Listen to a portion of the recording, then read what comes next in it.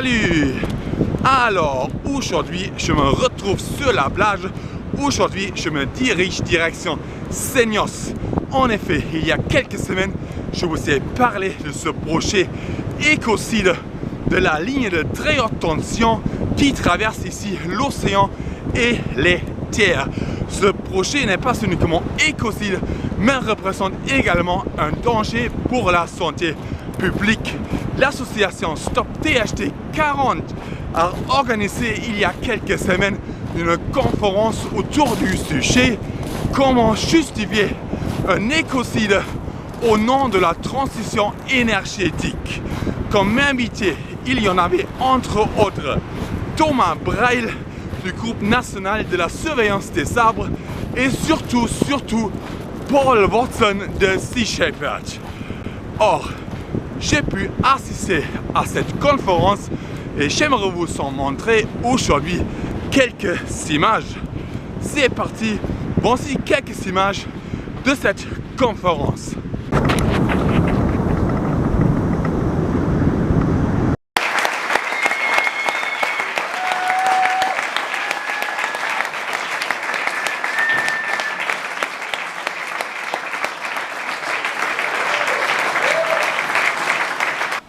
Well, we have a huge struggle ahead of us. On a une énorme bataille devant nous. The ocean is under threat for many different reasons. Il y a beaucoup de menaces qui pèsent actuellement sur l'océan. OSHA, deep sea mining, overfishing. L'exploitation des grands fonds marins, la surpêche. Pollution, especially plastic and noise pollution. La pollution plastique et la pollution sonore.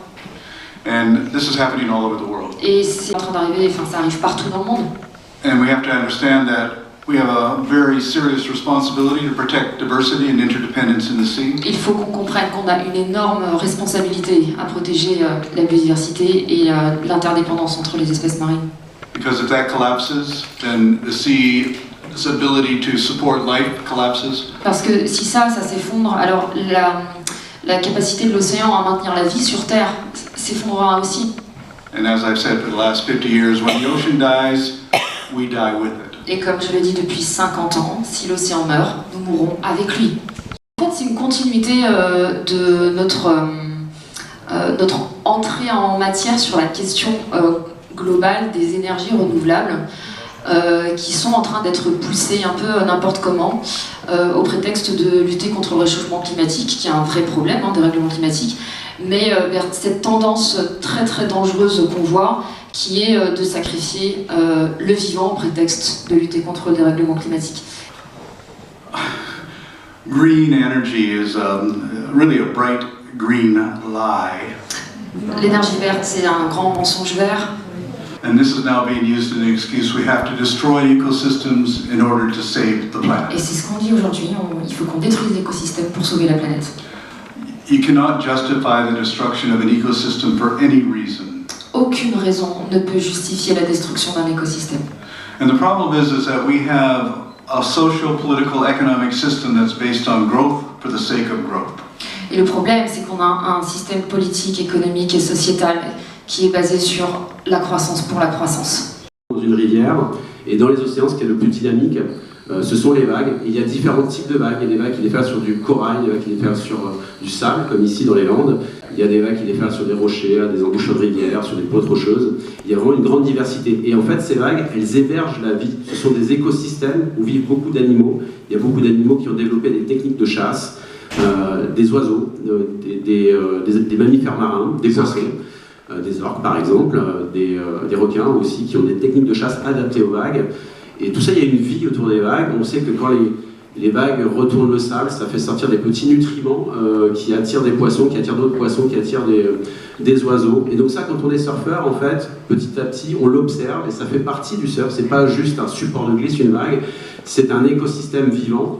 Et voilà, donc c'est pour ça que nous on est là pour valoriser, préserver l'hydrodiversité autant que possible. Et on apprend évidemment qu'il y a de plus en plus de menaces qui pèsent sur ces vagues et cette hydrodiversité. On parle de la santé humaine, la santé animale, la santé des végétaux.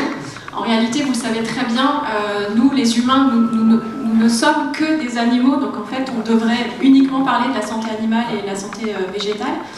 Et ce que disait très justement tout à l'heure Lamia, je rebondis sur ce que Paul et Lamia ont dit tout à l'heure, c'est-à-dire que actuellement, en fait, on traverse une triple crise.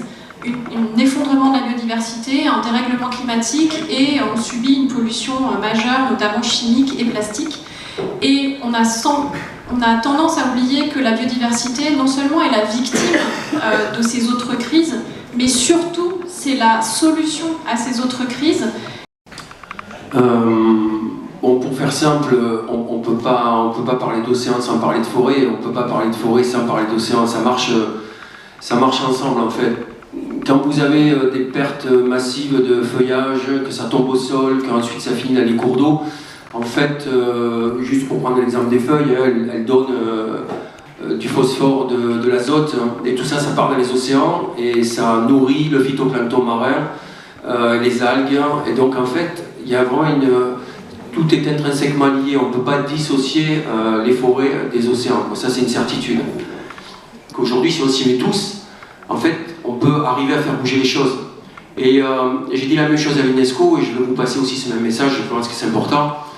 Les messages qu'on vous porte aujourd'hui, toutes et tous, que ce soit Lamia, que ce soit Paul, que ce soit tous les intervenants qui sont autour de moi, si ce message-là, vous ne le faites pas résonner dehors, et que demain, vous avez juste en tête, et vous vous êtes juste dit, on est allé voir des gens qui ont porté des messages formidables et merveilleux, et ça s'arrête là, en fait, on n'y arrivera pas, tout simplement.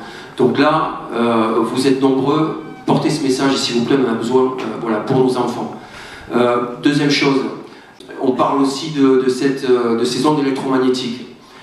Il n'y a pas beaucoup de personnes qui travaillent sur l'électromagnétisme, vous avez de la chance parce que moi je bosse avec. Je ne plante jamais un arbre sans définir le réseau Hartmann, c'est un quadrillage électromagnétique de la planète.